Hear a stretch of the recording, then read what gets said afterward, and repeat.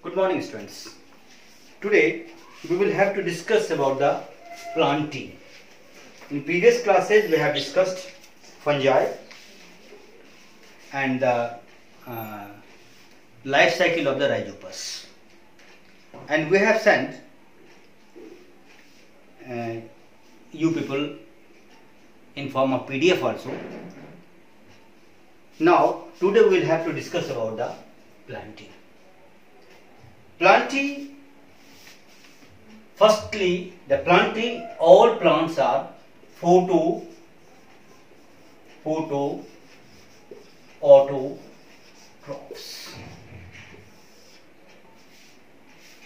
All plants are photo. It is one of the characteristic feature of the plantae that they are photoautotroph. It means they have essentially chlorophyll.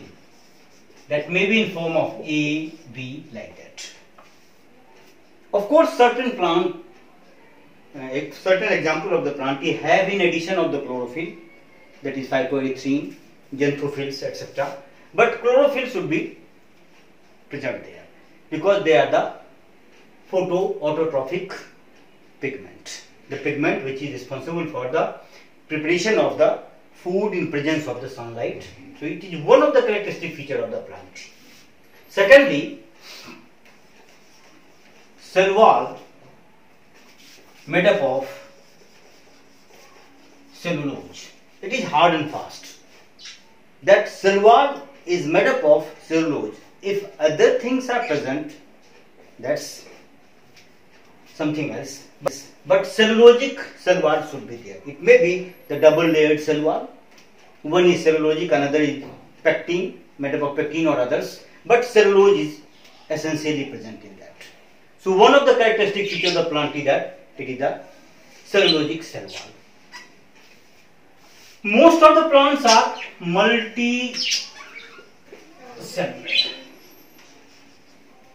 multicellular, except a few that will be included in the algae, like Chlamydomonas or someone. But most of the plants are multicellular, having chlorophyll. Now, if you classify the planting, then we can observe that this classification may be of the many types. The first classification is on the basis of habitat, that is aquatic and terrestrial. Aquatic and terrestrial. Aquatic, most of the aquatic plants are called algae. Of course, certain angiospermic plants are also present in it, but mainly the aquatic plants are algae, and they are included in Thallophyta.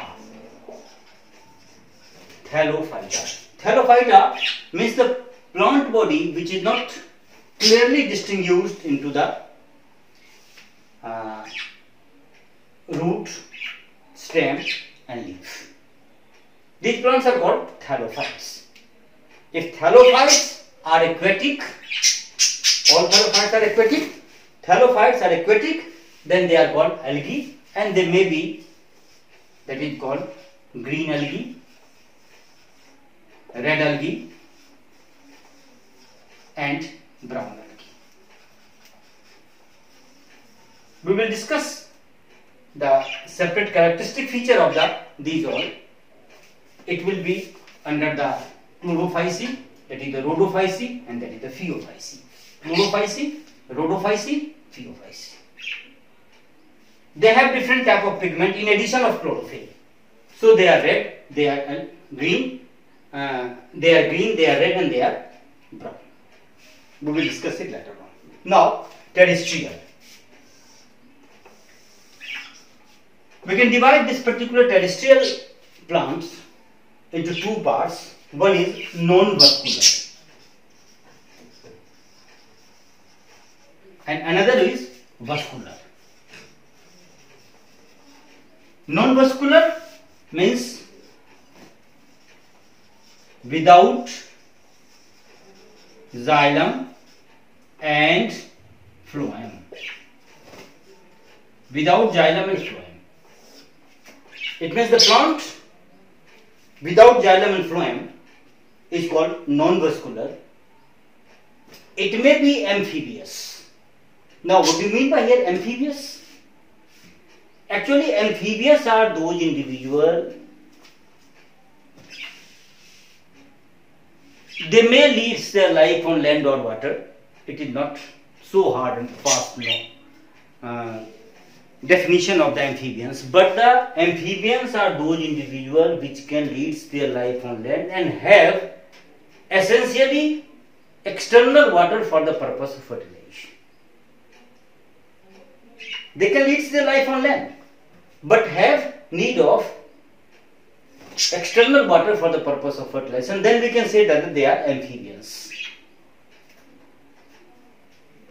And in this case, we will observe that they are the bryophyta, and their example is moss and liverbirds, like that. Bryophyta. These are the non-vascular, amphibious, terrestrial plant.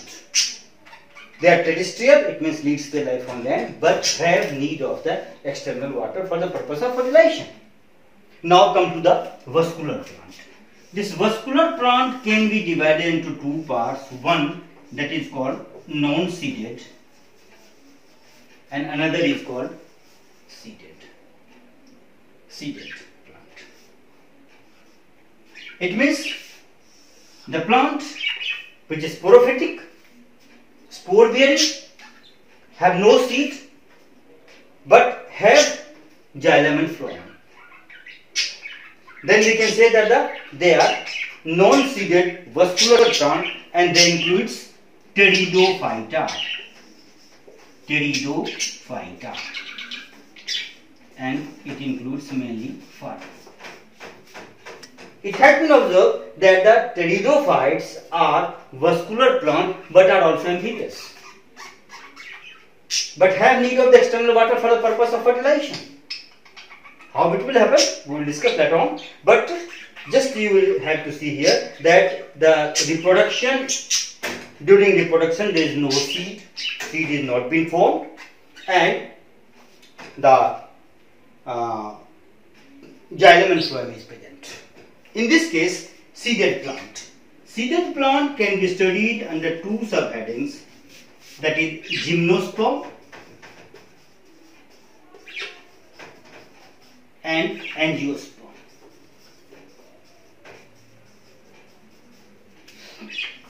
You must know that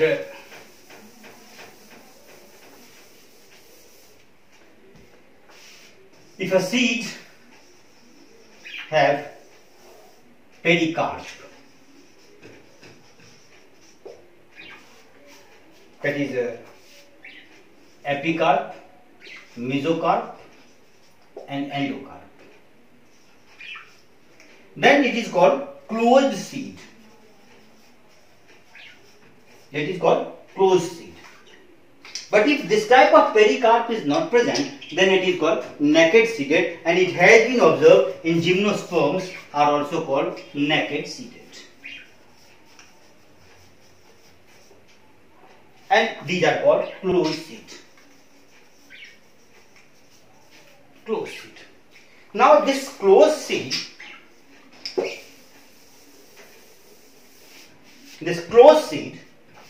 that is called angiosperm, can also be divided into two parts. One that is called monocot and another that is called dicot. Monocot and dicot. So this is the overall classification of the plant.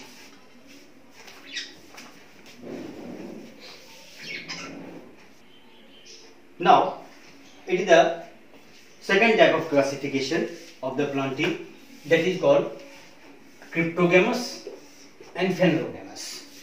Cryptogamous means non-seeded and phanerogamous means seeded. Cryptogamous means non-seeded and phanerogamous means seeded. This cryptogamous includes Thallophyta, that is algae, Bryophyta, they are moss and liverworts, and Pteridophyta. Pteridophyta, that is fern. And phanerogames include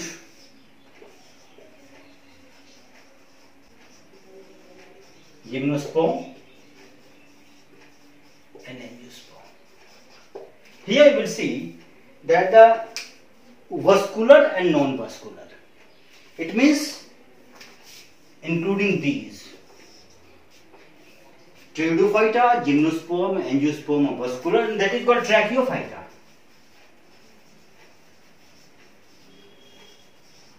Tracheophyta. Just you can see, if you will study the evolutionary significance of this one, then you can observe that these thallophytes are truly aquatic. They lead their life in aqua region, either freshwater or marine water, or certain of the algae leads their life in the completely moist place. But water is very much essential for that. Of course, water is essential for all. But the direct water is essential for that because there is no any vascular plants. A vascular system is there. Of course, the vascular system is also not present in bryophytes. Because of that, it is not so tall plant. It is a very small plant. They just attach to the moist log or the rock or the rotten leaf or the rotten logs. In case of Pteridophyta, you will see that there is certain mode, resistance capacity mode evolution, that it has no seed but has tracheids for the transportation of the minerals and waters from the root to the plant, leaf, and food from the leaf to the different part of the plant. So here the character is similar to that is non-seeded, but character is similar to that is tracheophytes. Now after that, certain mode evolution. In case of gymnosperm, it has been observed that they are tracheophyte as well as seeded, but fruits are not the same. It means they are naked seeded. And now the most evolved plant, that is called angiosperm, and that is monocot and dicot, having seeds as well as pericarp covered fruit-like bodies. So these are the classification of the plant. Now we will discuss in coming lecture about this Thallophyta, and we will discuss the characteristic feature of the thallophytes and certain life cycle of the few thallophytes also. Okay.